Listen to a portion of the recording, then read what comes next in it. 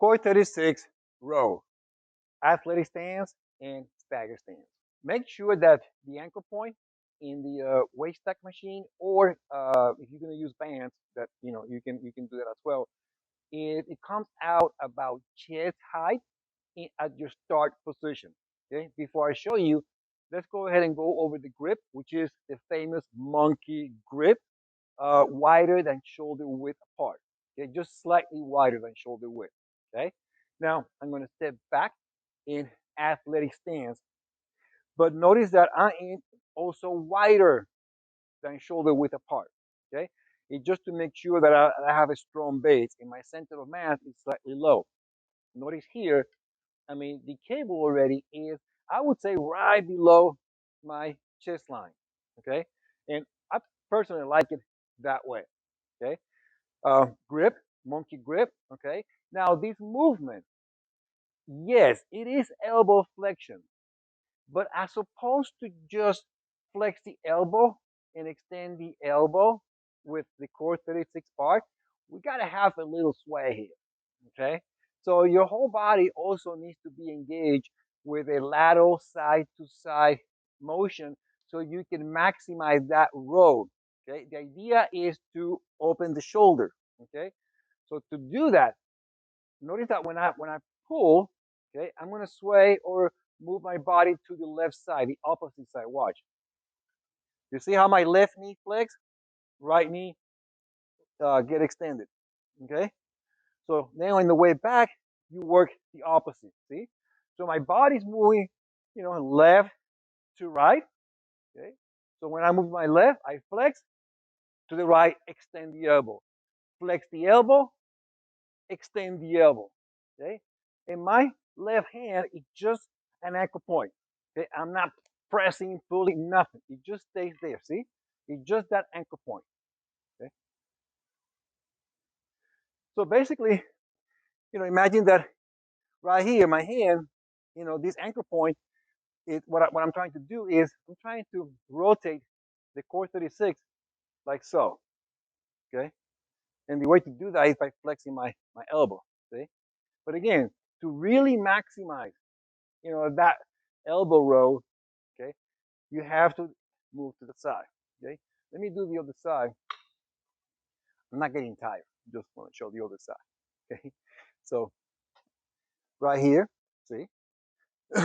And then as I flex my left elbow, I'm gonna move laterally to my right by flexing my right knee, extend my left knee, and then I come back.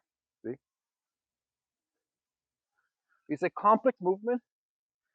I mean, you're strengthening your your lats, and you're also gonna feel your real deltoid, but you're also dancing side to side.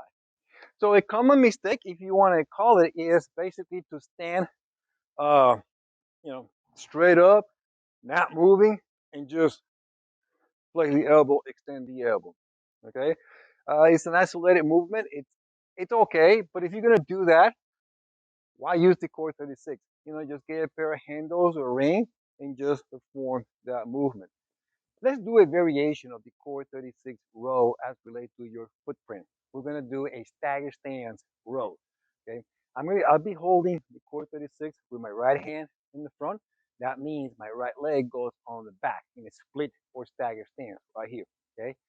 Now, the way to position the angle of the bar is in a way that